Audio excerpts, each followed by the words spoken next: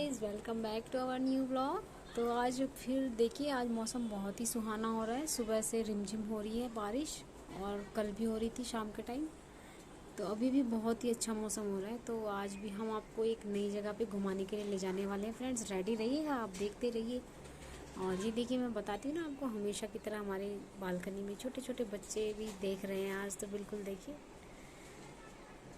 मैं भी इन्हीं से बातें कर रही थी, तो मुझे लगा कि मैं अपने फ्रेंड्स के साथ थोड़ी सी गपशप करती हूँ। और आज फिर से हम एक नए सफ़र पे आज अपने फ्रेंड्स को लेके जाएंगे। हम अपनी भी यादें ताज़ा करेंगे कि हम कितने अच्छे ट्रिप पे गए थे, और आप सभी को भी हम बताते जाएंगे कि हमने कितना एंजॉय किया अपनी ट्रिप में। और बहुत ही सुंदर और बहुत ही मज़ेदार सफ़र रहा था वो हमारा। तो चलिए दोस्तों, हम बताते रहेंगे आपको, मगर अभी प्लीज़ आपको गैस करना पड़ेगा कि हम कहाँ जाएंगे रोड देख के। तो मैं आपको रोड भी दिखाऊंगी सारा, और रोड ट्रिप भी जो हमने की थी वो सब मैं दिखाऊंगी आप लोगों को। और बस हमने नाश्ता वाश्ता करके हम आराम से बैठे हुए और मौसम का मज़ा ले रहे हैं। और ये देखिए, मेरी तुलसी माता जी हैं, ये पौधा लगा हुआ है। और बच्चे स्कूल कॉलेज सब गए हुए हैं, जिन जिन को जाना था ऑफिस गए हुए हैं हमारे हस्बैंड्स, और हम बालकनी में खड़े होकर इस तरह से एंजॉय कर रहे हैं। तो चलिए बताते हैं आपको आगे। तो गाइज़, हमारा सफ़र शुरू हो चुका है। तो अब हम गाड़ी में बैठ चुके हैं अपने, और मौसम तो बहुत ही बढ़िया हो रखा था इस टाइम पे जब हम गए थे वहाँ पे। तो आप भी लेते रहिए नज़ारा। फ़िलहाल तो यहाँ पे ट्रैफिक हो रहा है, बहुत ही धीरे धीरे हमारी गाड़ी निकल रही थी। और फिर आखिरकार हम अपने रास्ते पे हमने अपनी स्पीड बढ़ा ली और आगे निकल गए हम। और काफ़ी आगे जाके, क्योंकि वहाँ पे ट्रैफिक था ना, तो मैं ज़्यादा कवर कर नहीं पाई। ट्रैफिक ट्रैफिक क्या दिखाना था, तो हम और आगे आ चुके हैं। तो ये देखिए फ्रेंड्स, आपको कुछ समझ में आया है रोड देखिए कि कहाँ पे जाने वाले हैं हम आज। देखिए, छोटी छोटी पहाड़ियाँ भी नज़र आने लगी हैं। और पहाड़ी एरिया तो काफ़ी सारे हैं, बट ये सर्दियों वाला पहाड़ नहीं है, ये नॉर्मल पहाड़ियों वाला पहाड़ है। जो कि आई थिंक अरावली पर्वत है, जो बहुत ही दूर दूर तक फैला हुआ है, बहुत आगे तक फैला हुआ है वो अरावली पर्वत। और भी छोटी छोटी श्रृंखलाएँ हैं उसी पर्वत की। तो मुझे इस वाले का तो नाम पता नहीं है, बट हाँ, वहाँ पे अरावली पर्वत भी है। तो ये देखिए, आप भी रोड ट्रिप को एंजॉय करते रहिए फ्रेंड्स। मैं आपको बताऊंगी आगे, थोड़ा सा टाइम देखिए, इतने आप गैस कीजिए, कमेंट कीजिए कि हम कहाँ जाने वाले हैं रोड देख के, अगर आपको समझ में आ रहा है। अगर आप वहाँ पे जा चुके हैं तो बताइए ज़रूर हमें कहाँ पे जा रहे हैं। ये देखिए, एक और पहाड़ी आ गई है यहाँ पे। तो अभी तक सस्पेंस मैंने बरकरार रखा हुआ है, ताकि आप लोगों को भी, क्या पता आप जा चुके हो यहाँ पे, तो आप मुझे ज़रूर बताइए कमेंट करके कि हाँ, हमने देखी है ये जगह, कुछ जानी पहचानी लग रही है या नहीं लग रही है। तो मैं बताती हूँ आपको, हमें तो बहुत ही मज़ा आ रहा था, मौसम भी बहुत ही बढ़िया हो रखा था उस टाइम पे। तो ये देखिए फ्रेंड्स, ये था, तरह तरह के पहाड़ थे यहाँ पे। जैसे ये सामने जो दिख रहा है ना, ये पत्थर वाला पहाड़ था, सिर्फ और सिर्फ पत्थर ही थे यहाँ पे। और यहाँ पे कई पहाड़ियाँ थी, उन कई पहाड़ तो मिट्टी के पहाड़ थे, बिल्कुल मिट्टी थी उसके ऊपर। और कई पहाड़ थे बिल्कुल काले पत्थर वाले, जो होते हैं ना, जहाँ जैसे कोयले जैसे पहाड़। ये देखिए, ये बिल्कुल वाइट पत्थर वाला पहाड़ था ये। और इसी के नीचे जस्ट जो ये है ग्रीन ग्रीन सा, ये था सिर्फ मिट्टी वाला पहाड़। तो इस तरीके के पहाड़ी पहाड़ हैं यहाँ पे, दोनों साइड्स में है। तो मैं एक ही साइड का, इस साइड का ही कवर कर रही हूँ फ़िलहाल। तो चलते हैं रोड ट्रिप का, आप भी इंजॉय कीजिए और हम भी इंजॉय करते हैं, थोड़ी देर तक चलते रहते हैं।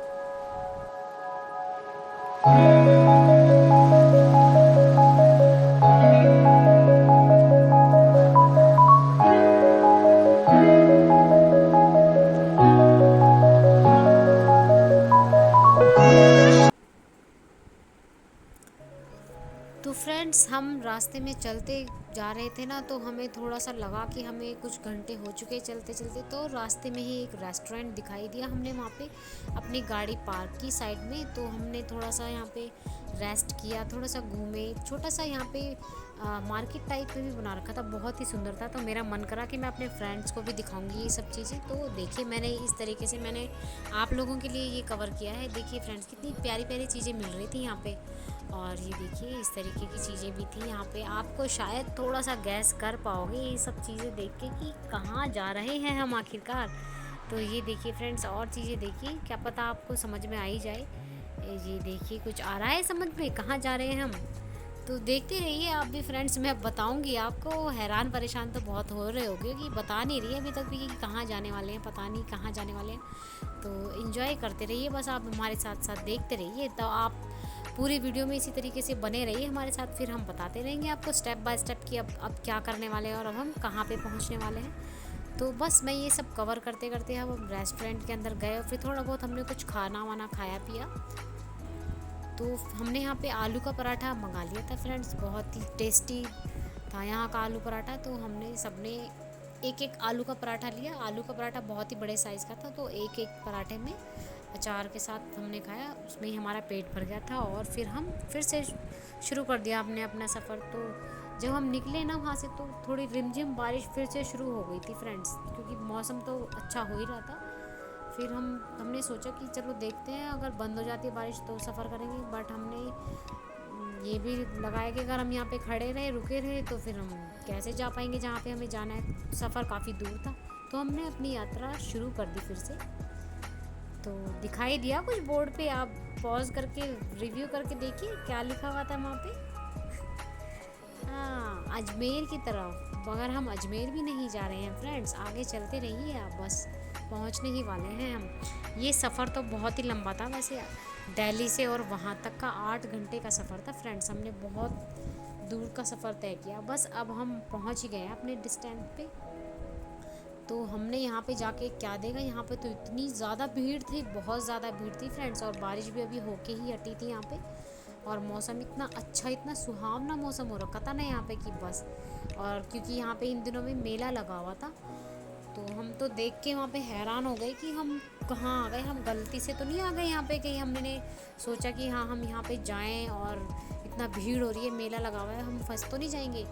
देखिए देखिए फ्रेंड्स, ऊँट गाड़ी भी है, कुछ समझ में आ रहा है कहाँ पे आ गए हम।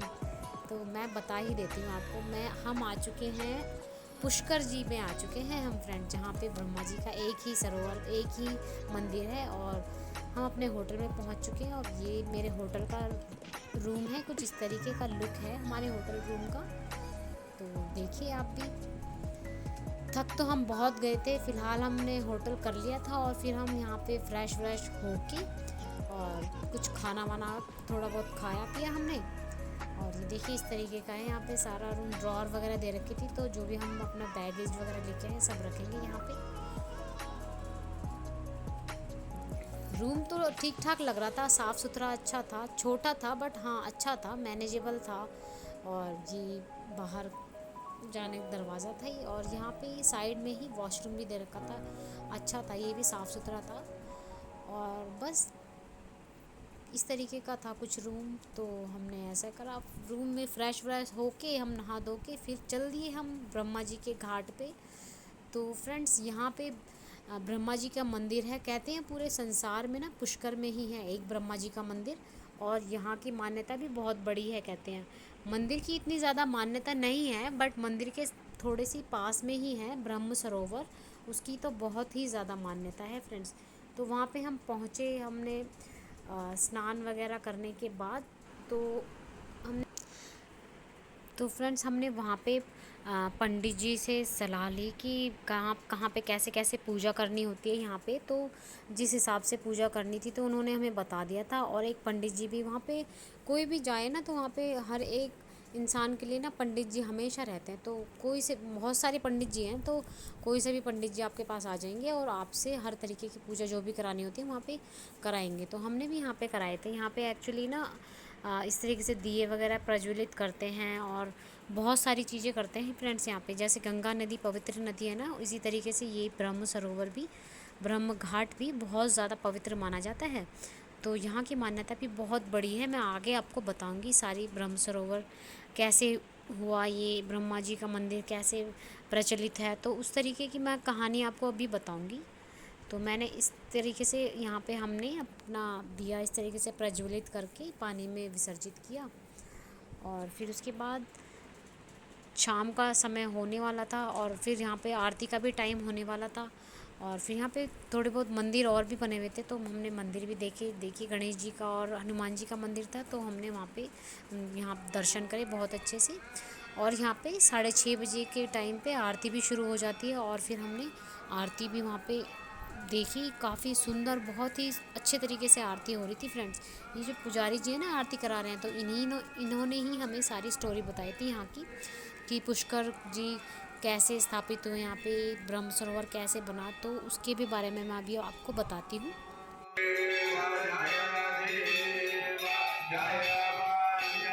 तो फ्रेंड्स उन पुजारी जी ने हमें बताया कि जो ब्रह्मा एक बार ना आ, विष्णु भगवान जी ना क्षीर सागर में विचरण कर रहे थे, तो उनकी नाभि से एक कमल प्रकट हुआ, तो उस कमल से ब्रह्मा जी प्रकट हुए, और वो ब्रह्मा जी ने देखा विष्णु और महेश जी हैं तीनों, और उन सब दोनों के अलग अलग मंदिर हैं पूजने के लिए, मगर मेरा तो कहीं पे कोई मंदिर ही नहीं है। तो उन्होंने विष्णु जी से आग्रह किया कि हे प्रभु, मेरा भी कोई ऐसा मंदिर हो जहाँ पे मैं भी अपने स्थान पर रह सकूँ और मेरी भी पूजा अर्चना की जाए।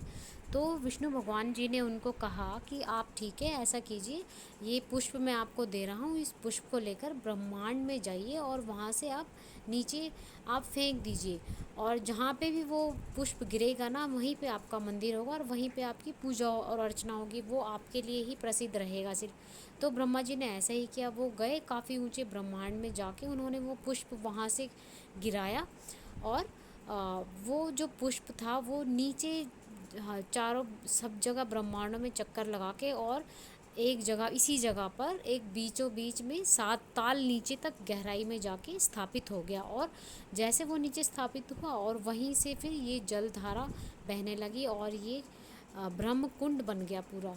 जिस बीचों बीच पे ये पुष्प गिरा था ना, वहीं पे एक मंदिर भी बनाया हुआ उन्होंने बीचों बीच पानी के, वहाँ पे पता चलता है कि हाँ, वहाँ पे बता रखा है कि हाँ, यहाँ पे ही कमल जो भी भगवान ने फूल दिया था ना विष्णु जी ने ब्रह्मा जी को, वो इसी जगह पे गिरा था, इसी पॉइंट पे गिरा था, और यहीं पे ही जल का प्रकाट्य हुआ था। तो इसलिए उस पुष्प के गिरने से और ब्रह्मा जी के कर यानी कि उनके हाथों से वो पुष्प गिरा, तो इसलिए इस जगह का नाम पुष्कर कहलाया गया।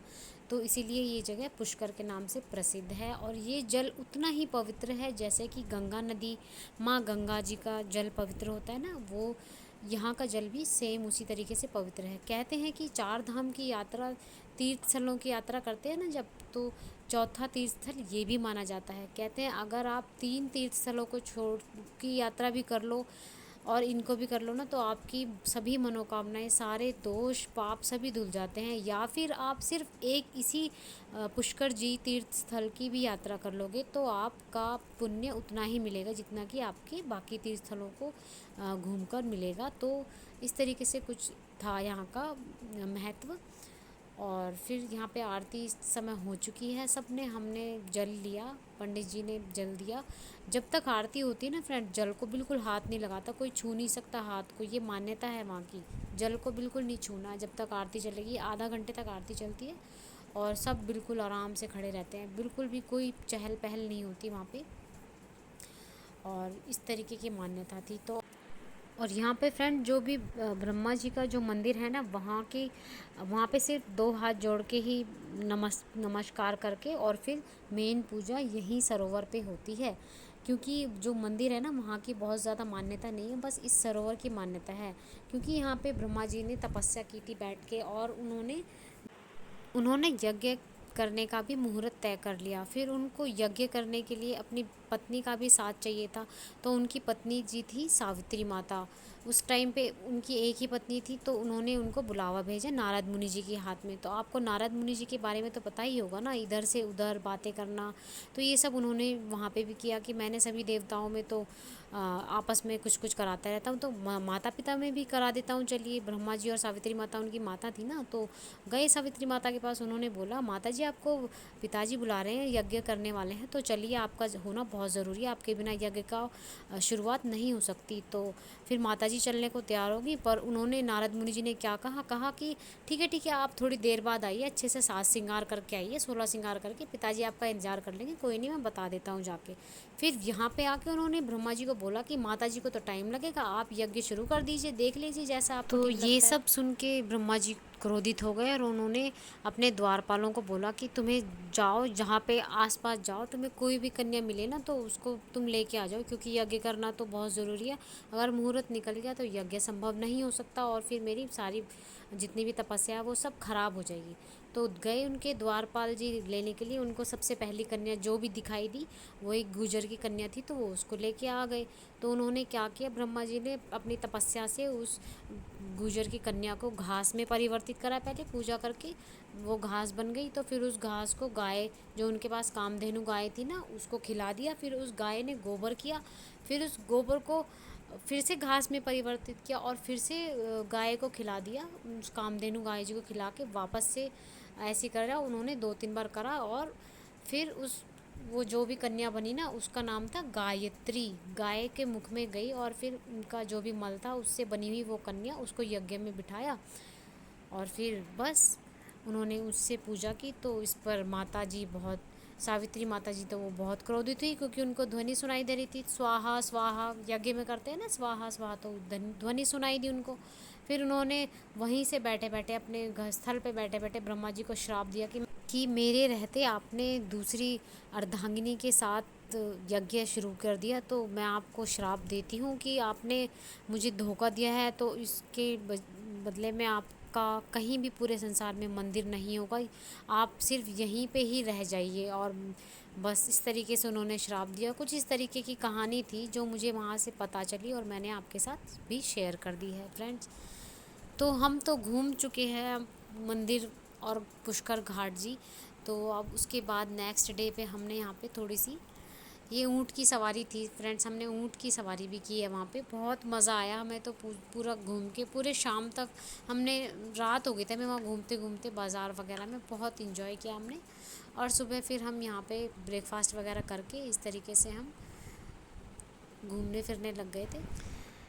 तो बस फिर हमने ये ऊँट गाड़ी का सफ़र एंजॉय किया और इस ऊँट का नाम इन्होंने रखा हुआ था राजू।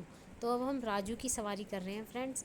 अब हमें ये पुष्कर डेज़र्ट की सफारी करा रहा है, तो बहुत ही मज़ा आ रहा था, बहुत ही हिल डुल के चल रहा था। वैसे तो ये ऐसे देखो इस तरीके से ढांचिक पहुँचिक ऐसे कर कर के चल रहा था, बड़ा मज़ा भी आ रहा था हमें। और बस हम भी बहुत ज़्यादा हिल रहे थे, हम स्टेबल बैठ नहीं पा रहे थे गाड़ी में, और बहुत मज़ा कर रहे थे, इंजॉय कर रहे थे, हंसते हुए जा रहे थे। हमारी हंसी रुक नहीं रही थी क्योंकि हम पूरी तरीके से हिल रहे थे फ्रेंड्स इसमें। तो अब ये पता है हमें कौन सी जगह पे लेके जा रहा है, एक और बहुत इंटरेस्टिंग जगह पे लेके जा रहा था ये हमें। हम भी खुद हैरान हो गए थे सुन के कि वाओ, हम इतनी अच्छी जगह पे देखने के लिए जा रहे हैं। तो ये जगह थी जो संध्या बीननी का सीरियल आता था ना, दिया और बाती, तो वो यहाँ पे जगह थी फ्रेंड्स। ये उसी जगह पे ले जा रहा था हमें, बहुत अच्छी जगह थी वो। जो था ना वाइट वाइट सी उनकी कोठी सी थी जहाँ पे वो पूरा सीरियल उन्होंने पूरा सेटअप लगा रखा था, तो वो जगह यहीं पे थी।